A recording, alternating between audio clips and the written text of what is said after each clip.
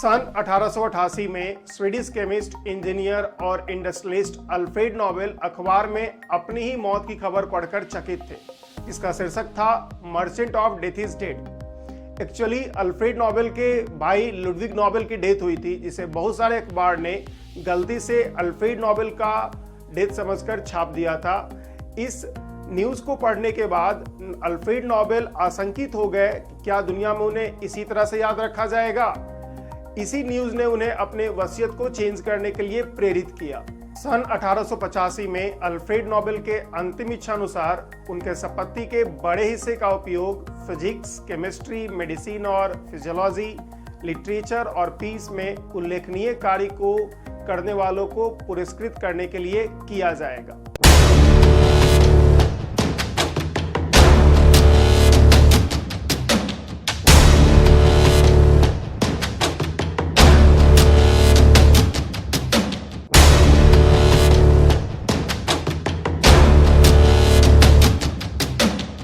इसी कार्य के लिए 29 जून 1900 को नोबेल फाउंडेशन का गठन हुआ, जिसका काम नोबेल प्राइज के फाइनेंस और एडमिनिस्ट्रेशन को मैनेज करना है। नोबेल फाउंडेशन का एक और काम अंतर्राष्ट्रीय स्तर पर नोबेल प्राइज का विज्ञापन करना है और साथ ही साथ नोबेल प्राइज से रिलेटेड जो अनौपचारिक वर्क होते हैं उनको मैनेज करना है। हालांकि ये बात इंपॉर्टेंट है कि Nobel Foundation Nobel prize winner के सिलेक्शन में कोई रोल प्ले नहीं करता है।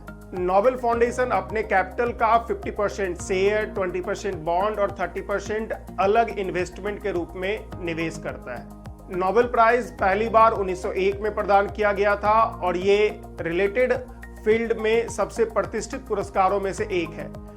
जो भी नोबेल पुरस्कार प्रदान किए जाते हैं वो स्वीडन के द्वारा प्रदान किया जाता है, except peace Nobel prize. Peace Nobel prize Norway के द्वारा सम्मानित किया जाता है। नोबेल पुरस्कार मृत्यु के बाद नहीं प्रदान किया जाता है। हालांकि अगर नोबेल पुरस्कार अनाउंस हो चुके हैं और उस दौरान किसी नोबेल लॉरेट्स की डेथ हो जाती है, देन उन्हें नोबेल प्राइज डिलीवर किया जाता है। 1901 से नोबेल प्राइज नियमित रूप से दिए जा रहे हैं, लेकिन द्वितीय विश्व युद्ध के दौरान ये अनियमित हो गए थे। 1939 में कोई नोबेल पीस प्राइज नहीं दिया गया था और 1940 से 1942 तक जर्मनी द्वारा नॉर्वे पे कब्जा कर लेने के कारण नोबेल प्राइज नहीं दिया जा सका। बाद में साहित्य और पीस को छोड़कर बाकी सभी फील्ड में नोबेल प्राइज डिस्ट्रीब्यूट कर दिए गए थे। 1968 में central bank of Sweden service Riksbank ने नोबेल फाउंडेशन को एक बड़ा अमाउंट डोनेट कर अपनी 300वीं वर्षगांठ मनाया। इसके बाद 1969 से 1969 से इकोनॉमिक्स में भी नोबेल प्राइज दिया जाने लगा।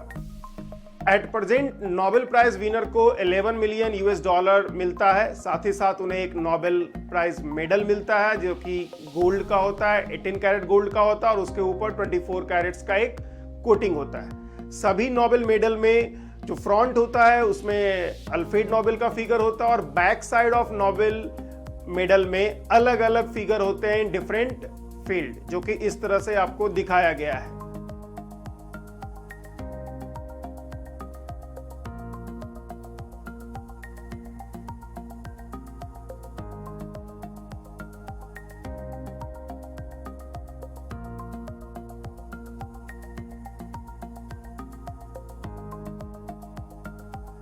पुरस्कार देने से पहले आमतौर पर सितंबर में नोबेल कमेटी 3000 व्यक्तियों को नामांकन फॉर्म भेजती है।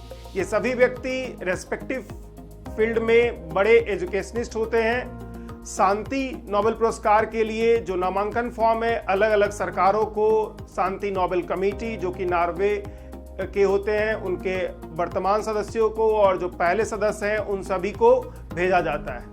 जो नामांकन पत्र होते हैं, जो नामांकन फॉर्म होते हैं, उनके वापसी का जो समय सीमा होता है वो 31 जनवरी होती है। नोबेल कमेटी संबंधित क्षेत्रों के विशेषज्ञों को सलाह को दर्शाती हुई एक रिपोर्ट तैयार करती है जिसमें यह बताया जाता है कि कौन कौन से व्यक्ति हैं नोबेल प्राइज विनर की दौड़ में शामिल है। नोबेल प्राइज विनर की घोषणा बहुसंख्यक वोट के आधार पर किया जाता है और वोटिंग के तुरंत बाद नोबेल प्राइज को अनाउंस कर दिया जाता है।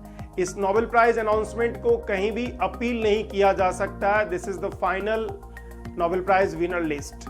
नोबेल प्राइज के प्रति पुरस्कार में 3 व्यक्तियों को चूज किया जा सकता है जो 2 अलग अलग कार्यों के लिए दिया जा सकता है। नोबेल शांति पुरस्कार किसी ऑर्गेनाइजेशन को भी दिया जा सकता है, लेकिन अदर नोबेल प्राइज सिर्फ व्यक्तियों को ही दिया जाता है। नोबेल कमेटी द्वारा पिछले वर्ष की व्याख्या उस वर्ष के रूप में किया गया है जिसमें जो डिस्कवरी और इन्वेंशन किया गया है उसका प्रभाव स्पष्ट हो जाए। इसी कारण से फिजिक्स, केमिस्ट्री और मेडिसिन में किए गए कार्यों को पुरस्कृत करने में बहुत समय लग सकता है। उदाहरण के तौर पर सुब्रमण्यम चंद्रशेखर को 1930 में अपने तारकीय संरचना और विकास पे किए कार्य के लिए 53 इयर्स लेटर 1983 में जाकर के नोबेल प्राइज मिलता है विथ विलियम अल्फ्रेड फॉलर के साथ। नोबेल पीस प्राइज को छोड़कर बाकी सभी प्राइज 10 दिसंबर को, जो कि अल्फ्रेड नोबेल का मृत्यु वर्षगांठ है, उस दिन स्वीडन के स्टॉकहोम में दिया जाता है। इससे पहले जो भी नोबेल laureates होते हैं उनके व्याख्यान को दिन में प्रसारित किया जाता है। नोबेल पीस पुरस्कार अक्सर 10 दिसंबर को ही नॉर्वे में ओस्लो शहर में प्रसारित किए जाते हैं। नोबेल फाउंडेशन की विधियों के अनुसार नोबेल पुरस्कार विजेताओं को अपने विषय से संबंधित सार्वजनिक व्याख्यान देना होता है। नोबेल प्राइज विनर अक्सर अपनी पुरस्कार राशि का डोनेशन मानव जाति की भलाई के किए गए कार्यों के लिए कर देते हैं। इस दुनिया में सभी कुछ की तरह नोबेल प्राइज भी कई तरह के विवादों से संबंधित है। सबसे कड़ी आलोचना नोबेल पीस प्राइज को हेनरी किसिंजर को देने पे हुआ था। Henry Kissinger United States national security adviser थे under the presidential of Richard Nixon and Gerald Ford. Henry Kissinger और ली डुक थो, जो कि वियतनाम के जनरल थे और बाद में पॉलिटिशियन भी बने थे, उनको युद्ध विराम की बातचीत के लिए 1973 में नोबेल पीस प्राइज पुरस्कृत किया गया था। हालांकि जब ये पुरस्कार दिया गया था तब भी दोनों पक्ष युद्ध में शामिल थे और युद्ध जारी था।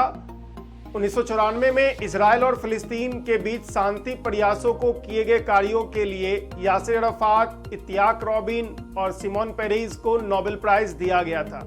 हालांकि नोबेल पीस प्राइज की घोषणा के तुरंत बाद नॉर्वे के नोबेल कमेटी के 5 सदस्यों में एक सदस्य ने इस्तीफा दे दिया था और यासिर अराफात को टेररिस्ट बोल दिया। एक और विवादास्पद नोबेल शांति पुरस्कार 2009 में बराक ओबामा को देने पर हुआ था।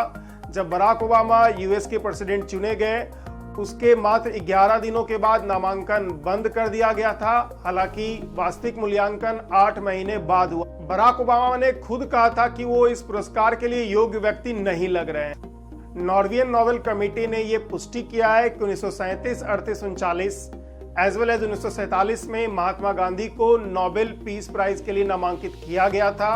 हालांकि 1948 में उनकी हत्या हो गई, उसके बाद उनको नोबेल प्राइज नहीं दिया जा सका और इसके लिए नॉर्वेजियन नोबेल कमेटी ने खेद व्यक्त किया। अभी तक नोबेल प्राइज में डिस्कवरीज को ज्यादा इंपॉर्टेंस दिया गया है ओवर इन्वेंशन।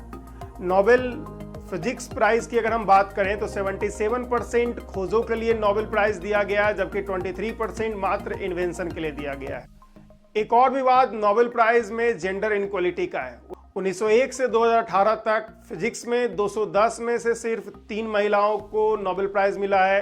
केमिस्ट्री में 181 में मात्र 5 महिलाओं को नोबेल प्राइज मिला है, जबकि मेडिसिन में 216 में मात्र 12 महिलाओं को नोबेल प्राइज मिला है। इसके बावजूद मैरी क्यूरी एक ऐसी साइंटिस्ट हैं जिन्होंने 2 बार साइंस में नोबेल प्राइज प्राप्त किया। 1903 में उन्हें केमिस्ट्री में नोबेल प्राइज दिया गया था और 1911 में उन्हें फिजिक्स में नोबेल प्राइज दिया गया है। वो एकमात्र इंसान है अभी तक जिनको कि 2 बार साइंस के फील्ड में नोबेल प्राइज मिला है। 2020 तक 4 लोगों को 2-2 बार नोबेल प्राइज मिला है। इसमें मैरी क्यूरी का परिवार सबसे ज्यादा बार नोबेल प्राइज विन किया है। नोबेल प्राइज में बहुत बार ऐसा भी समय आया है जब सरकारों ने नोबेल प्राइज विनर को उनके प्राइज को लेने से रोका है। जैसे official Nazi digitation third reach के दौरान एडोल्फ हिटलर ने नोबेल पुरस्कारों को प्राप्त करने से जर्मन नागरिकों को रोक दिया था। 1991 में आंग सान सू को नोबेल शांति पुरस्कार दिया गया था, जो कि उनके बच्चों के द्वारा रिसीव किया गया बिकॉज बर्मा की सरकार ने उन्हें नजरबंद किया हुआ था।